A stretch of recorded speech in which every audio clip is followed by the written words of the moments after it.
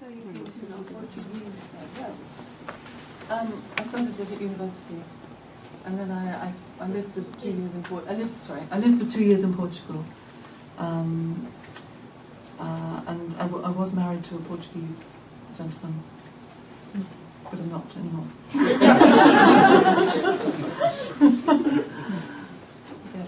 You spoke eloquently about the end of his writing and your relationship. What was your first reaction when you first saw this work? What was it like? Was it just in the currency you read it before you were thinking of translating it?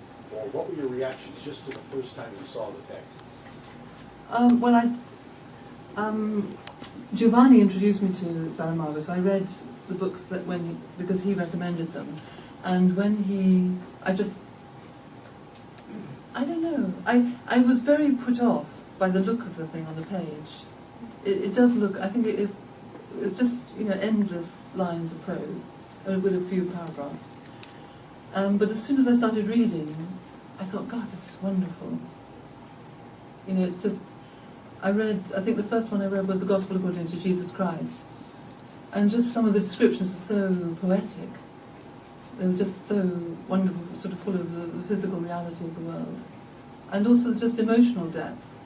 It's a very moving book. And I was just immediately enamoured, I think. Yeah. You mentioned there's only one book. I read a book, Casi un objeto, in Spanish. Oh, yes. Which is like short stories. Yeah. Is that going to be translated? Giovanni translated that. Oh, he did? And yes, and it's just going to be reissued, I think. Oh. Yeah. I think he translated the stories separately in magazines and so on, but they've just been brought together, so that will be coming out soon. Yeah, what I always wondered was, why was the only name in Blindness and Seeing a constant, the name of the dog, and the name he had used in another novel? I was wondering what the whole was. Well, I think it's to do with this, bringing all the people down to the same level. So all the human beings have, is the doctor's wife, or the wife of the first blind man, and then the dog stands out as having a name. Yeah, I think it's just it is sort of democratization, I think. I wanted to ask you, your reading was beautiful, and at no point did I think, oh, that was a, read back into the original language, or that was a calque of this, or anything like that. And that's very hard to do. I was wondering, so a situation like tongue, it's happenstance that tongue in English has both the meaning of it. I don't speak Portuguese, but I imagine that it does. Were there any moments in your translation work where there was something that was that neat in the Portuguese, but it didn't have an equivalent in English, so you had to come up with another way to do it?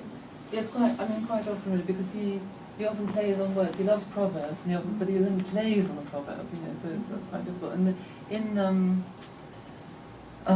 it's called Seeing in English, which is a sort of sequel to blindness in a way. The blindness is branco, it's white, it's a white blindness, and there's a long, and because branco in Portuguese means blank as well, and that's carried over. So there's white and there's blank, and the people in the voters in this novel, they give blank ballot sheets when they go to the elections. They don't fill in the ballot sheet, so they're invalid. And there is a passage. I should have brought it with me, but there is a passage where he plays on this whole branco thing. So it's really. I had to completely change everything because it just doesn't work in English. Because blank means blank, it doesn't mean white. Right. So it was that was quite complicated. It was enjoyable though. Right. Yeah, but he's a great man for playing the language. Yeah. Can I ask you if Saramago ever collaborated with you in the translations? No. He did well. Giovanni always sent him long lists of queries. And he was a good friend of Saramago, but by the time I began working on Saramago, he was quite old. He was also being translated throughout the world, and I didn't feel I could bother him with a lot of queries, So no. So he didn't know English, right? So. Did you ever meet him? I heard that he was a little cranky. Can you repeat the question? Did I ever meet him? Because she'd heard that he was a little cranky. Well, I think when you get into your 80s, you probably have the right to be a little cranky.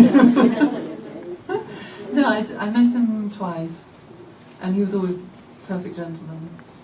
So I think there's a film about him and his wife called José y Pilar, which follows him from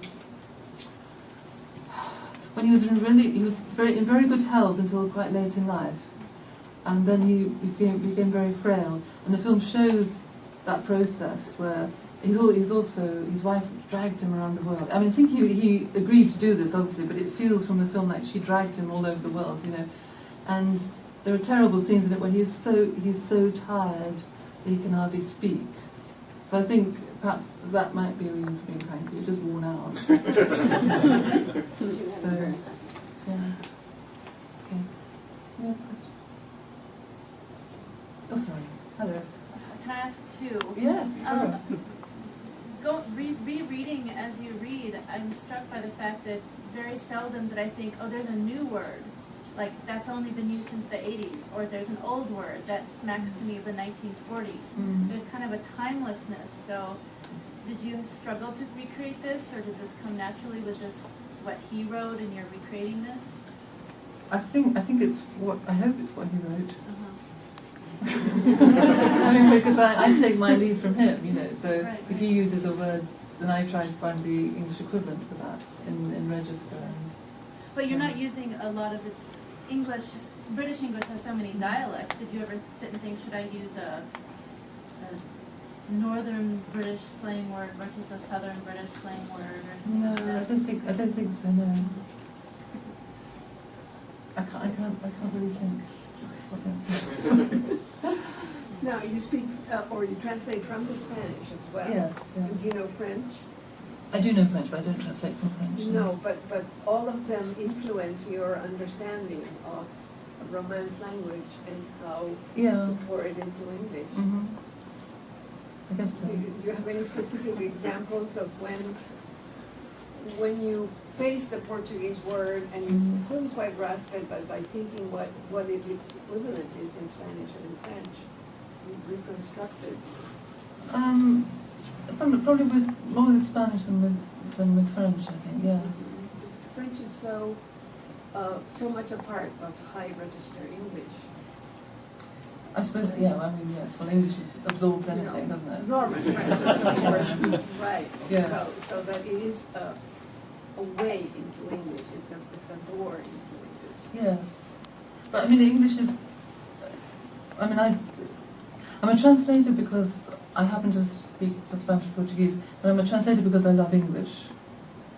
I love the other languages too, but it's the pleasure I have in writing in English that really makes me want to be a translator. And English is such a wonderful, flexible language, and it has this vast vocabulary. So you're not often at a loss, I think, for words. Sorry. I'm just wondering which of the books you enjoyed translating the most, and Of where the that Sara- pleasure of the- came from. of the Saramago? Yeah. I think all the names. It was such. The prose was so beautiful, and I loved Senor José. You know, I thought he was a wonderful character. So, did you want to? Yes, now that you've come to the end of translating Saramago, I'm just curious to know what projects you have going forward, and what other works you would most like to see in English that are not in English yet, from Spanish or Portuguese. Well, I'm currently translating. Have you heard of Galdós? Benito Pérez Galdós? I'm translating a novel by him, Tristana, which has never, for some reason, not been translated into English. And I'm keen to do more 19th century. Do you know Leopoldo Alas? Who wrote La Regenta? I'm not doing La Regenta, it's been done. But I'm doing some novellas of his and short stories which have never been translated. So I'm looking forward to that. Sorry, Eva. Did you meet Pilar, his wife, who translated his book into Spanish? Yes. And did you two discuss how the translations go or anything? Not really. I did occasionally. In the end, I used to write more to Pilar if I had a query, I'd write to Pilar rather than José.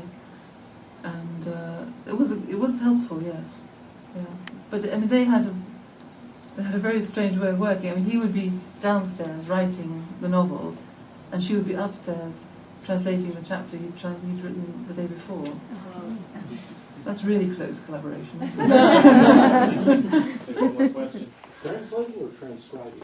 Translating Into? into Spanish. His wife is Spanish, I sorry. understand. Yeah. Sorry. Yeah. I was wondering if you ever considered translating Antonio Lobantunes into English, if Aha. they propose, if you have. Yeah, well, I did, you know, the Crónicas? I did a collection of those, and also Os Custos de Judas. I did a new translation of that. It's challenging. Yeah. I've been trying to find a copy of The Devil to Pay in the Backlands. I just wonder if you do any Latin American, South American translations or thought about it, because people talk about what a wonderful book it is. And There is a translation. There's an old translation. Costs at least $300.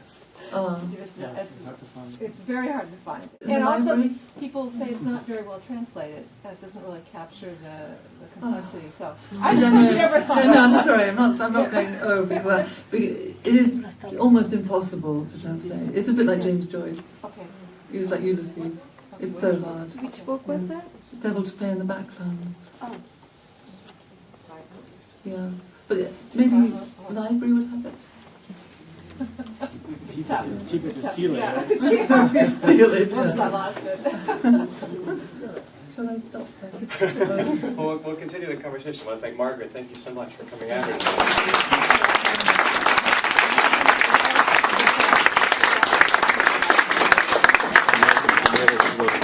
Thank all of you too. Thank you for coming out here. For those of you who were in the workshop that Margaret led on translation and warmed it with all the nuance and artistry that you've heard tonight. Please hang around some more, continue the conversation toward the back. We have wine, beer, and water, and we have books for sale. If you're not on the mailing list for the center, please sign up so you can hear about more events like this that we do throughout the year. And please continue to support translation as an art. Thank you.